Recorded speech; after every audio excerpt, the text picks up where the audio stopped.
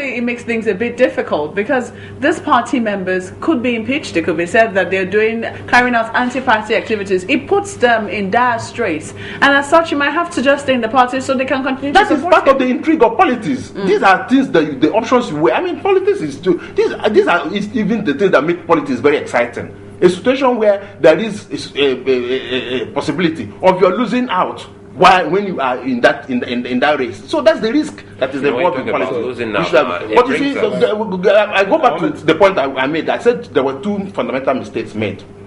Ordinarily, we shouldn't have been talking about PDP if the political strategies of either the president, if assuming or presuming that he was behind it, or the PDP itself, they would have simply cleared Silva and allowed him come to the primaries.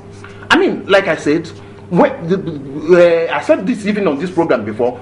Delegates don't grow on tree branches.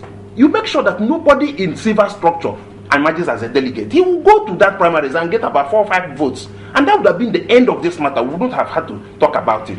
The second mistake is that even when Silva now went to court, the Justice Kolawole, because the Supreme Court has been discouraging, interim injunctions and through ex parte motions and all of that. So he graciously allowed PDP 72 hours to come and show cause why he will not grant Silva his prayers. Because he said, "Look, I'm not refusing it, but let me hear the other party."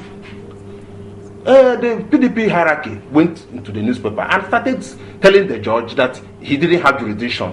As per section 87 subsection 11 of the Electoral Act. It is not for the party to begin to the business of the court is to interpret the law. It's not for the party to begin to tell the judge that he erred in law. You should come to his court because he has opened the door for you to come and show cause. You did not comply, and that was a grievous mistake in the sense that judges they are so jealous about their orders and their even though there was no injunction in that, but there was a subtle trait that was a warning that if you do not show this cause, I'm most likely and that is where we are going to get into a constitutional crisis. You know why? If for any reason after the appeal court matter and all of that, and the matter comes back to the judge, the trial judge, and he says, "I gave you time to come and show cause, and you did not comply." Whatever you had done, would it have been a matter whatever you had done at that point in time is a nullity. So now we run into trouble with the section 31 of the Electoral Act, which says you must submit the name of your candidate 60 days before the election, and 60 days we have eaten into 60 days. So in other words, PDP may not have a candidate at that point in time. So that's a likely constitutional crisis that is going to work in there. Okay, with the way things are going now, Silva threatening to go on with he has some newspaper ads already. Yes. And then threatening to launch his campaign office, open his campaign office sometime this week. Yes.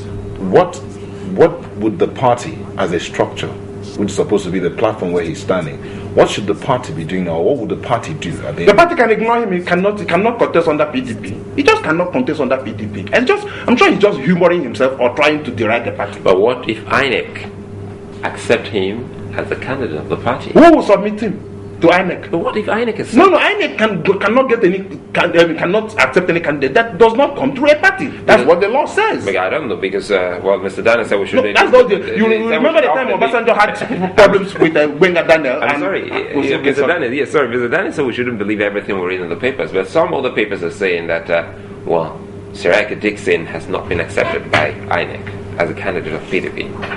And so that's part of what I'm telling you, that there are most likely going to be a confusion in this regard, in the sense that by the time the election is due, PDP may probably not have a candidate. If it is any other party, then we can disregard that. But for PDP not to have a candidate,